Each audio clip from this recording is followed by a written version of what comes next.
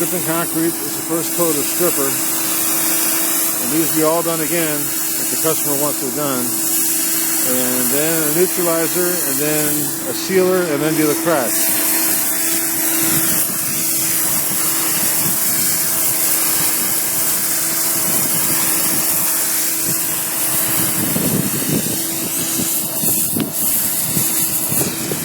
This is how it's turned out. See, it needs one more coat of stripper.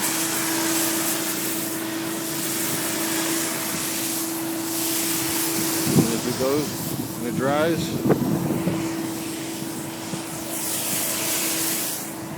it looks like this.